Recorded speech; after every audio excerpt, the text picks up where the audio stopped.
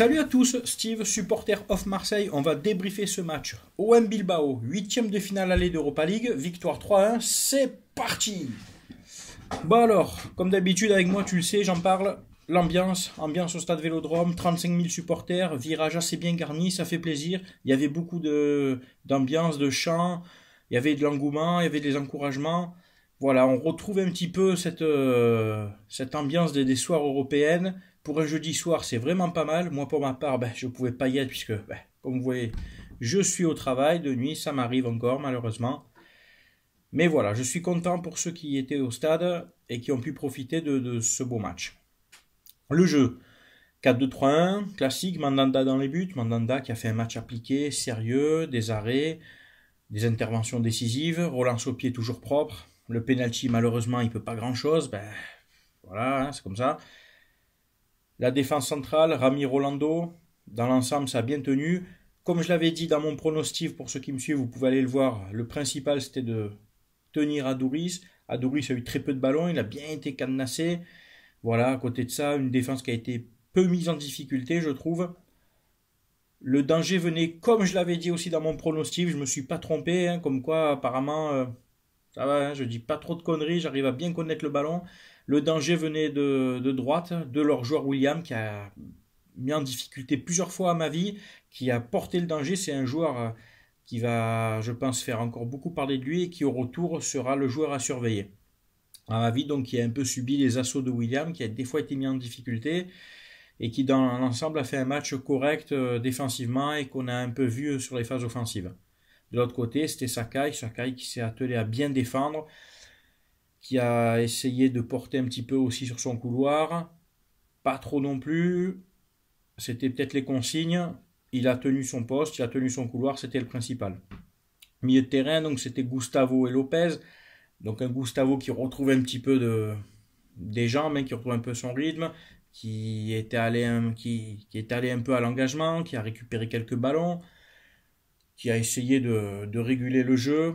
Maxime Lopez qui lui a fait un très bon match, qui a pris le jeu à son compte au milieu de terrain pour après distribuer, qu'on a vu un petit peu bouger un peu sur toute la largeur du milieu de terrain. Un jeu intéressant dans la vivacité, dans la rapidité d'exécution des passes. Sur le premier but, c'est lui qui combine bien avec Thauvin qui après donc la donne à Ocampos. Voilà, du Maxime Lopez bien en jambes, comme j'aime bien, appliqué, qui récupère quelques ballons, qui arrive à se montrer disponible. Les joueurs offensifs, donc il y avait Ocampos à gauche, gros match d'Ocampos, un doublé, bravo à toi, super Lucas.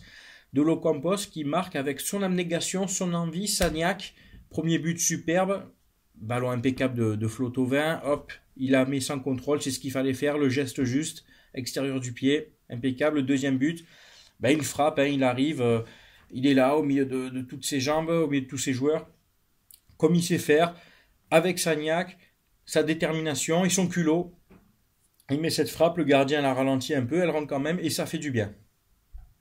Payet qui est pour moi le meilleur Olympien du match, du Payet dans la continuité du match qu'on a vu à Nantes, du bon Payet percutant, mobile, vif, qui donne des super ballons, qui a mis un superbe but aussi, contrôle poitrine, reprise de volée. C'est dans la même lignée que ces gestes techniques qui nous avaient mis face à Nantes, sauf que là voilà, c'est rentré. Du bon Payet qui revient bien en rythme et c'est de bon augure pour la suite. Voilà, on est au mois de mars, peut-être que dans un coin de la tête, il a cette place en Coupe du Monde qui lui trotte un peu. Il doit se dire que voilà, maintenant, il doit vraiment rehausser son niveau de jeu et continuer sur ce genre de performance. Attention, Dimitri, les coups de pied arrêtés, des fois, c'est encore pas trop ça, dans les bras du gardien. Quelques passes un peu ratées, il y a encore un petit peu de déchets, mais il y a tellement d'envie, de jeu et de tout ce qu'il apporte de par son influence, ça va, ça compense un peu ce petit déchet. Thauvin, super match encore. Malheureusement qu'il sort sur blessure. À l'heure où je vous parle, où je vous fais le débrief, visiblement, tant mieux, c'est qu'une grosse contusion. Est-ce que c'était pas un message d'alerte pour dire à Garcia, arrête avec Thauvin, fais-le un peu souffler.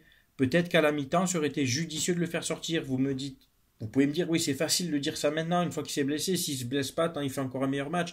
Mais il accumule beaucoup de temps de jeu, il accumule beaucoup de matchs où il prend des coups, les organismes se fragilisent, ça boîte des joueurs pros, eh ben, tout se fragilise, les muscles, les tendons, les ligaments. Donc au bout d'un moment, des matchs avec intensité comme ça, où tu prends des coups, en plus à l'enchaînement des matchs et les entraînements, eh ben, peut-être que ça ne serait pas arrivé s'il avait eu un peu plus de repos. Donc pour moi, c'est une alerte, attention, c'est une contusion, il y en a à peu près pour 10 jours, qui reviennent bien, qui ne joue pas à Toulouse dimanche, je pense qu'on pourra faire ça. Le match retour à Bilbao, il y aura peut-être moyen de faire aussi sans lui, mais qu'on le préserve bien pour ce match contre Lyon dans une dizaine de jours.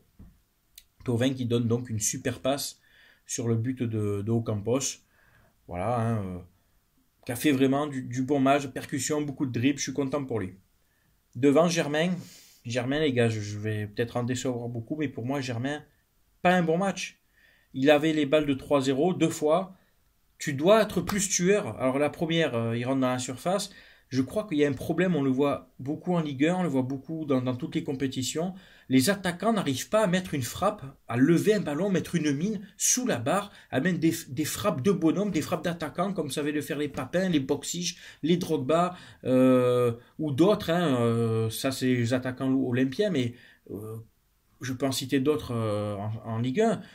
À un moment donné, mettez-les ces frappes, mettez-les ces mines qui partent à mi-hauteur, que le gardien ne puisse rien faire. Arrêtez avec ces frappes à ras de terre, là, toujours, ces frappes plat du pied, là, qui, deux fois sur trois, le gardien les arrête, quoi.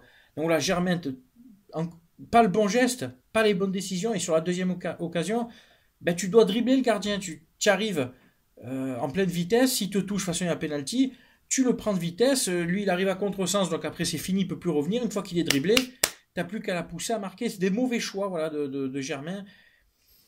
Je suis un peu déçu parce qu'à 3-0, ben, c'est pas pareil, quoi. Tu vois, tu peux encore mieux gérer. C'est pas dit qu'on prenne pas ce penalty.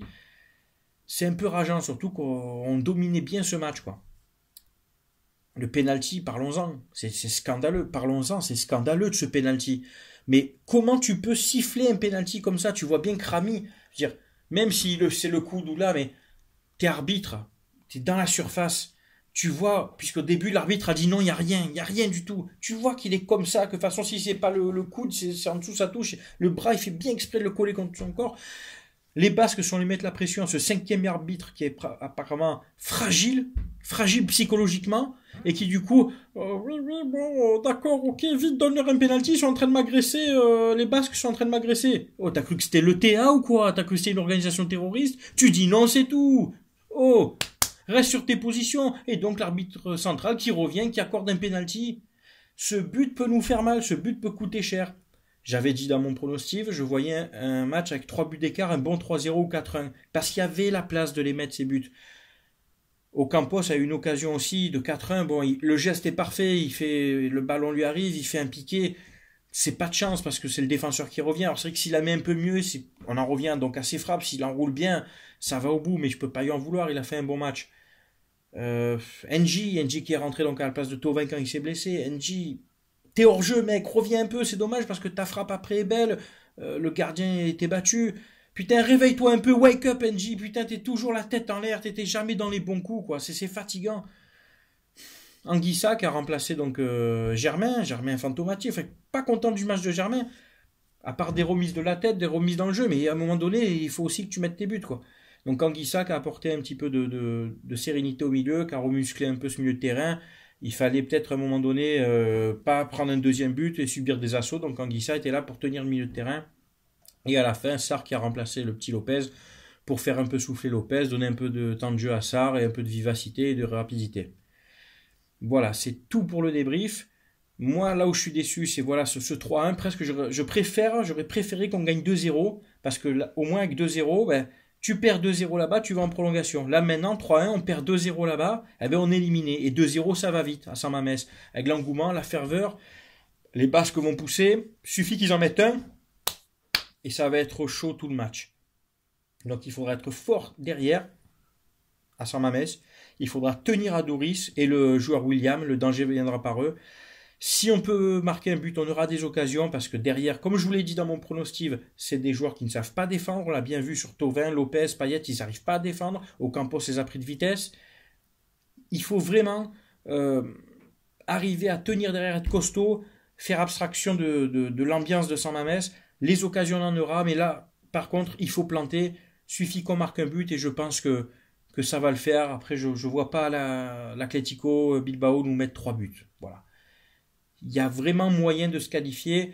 Comme je vous l'avais dit, le boulot, comme je l'avais dit sur un précédent débrief, après Braga, pour Bilbao, le boulot, il fallait qu'il soit fait à 80% au stade Vélodrome. Pour moi, il est fait qu'à 60%. C'est dommage d'avoir pris ce but qui n'aurait pas dû être pris et de ne pas avoir marqué plus de buts. Tant pis, c'est fait, c'est fait. Voilà. C'est tout pour le débrief. On se dit à lundi matin pour le débrief du match OM Toulouse. Voilà, je vous souhaite à tous une bonne fin de semaine. Portez-vous bien. Pour les nouveaux arrivants, vous êtes les bienvenus. Sur ma page, vous le savez, ici, on parle foot. On est là pour débattre tactique, pour échanger. On respecte les avis de chacun. Et puis voilà, vous pouvez inviter vos amis. Vous êtes tous les bienvenus. Et pour les anciens, encore merci pour tous vos messages de soutien. Ça me fait très plaisir. Et puis la team continue. On est là. Hein. Allez, bonne soirée. À bientôt. Ciao tout le monde.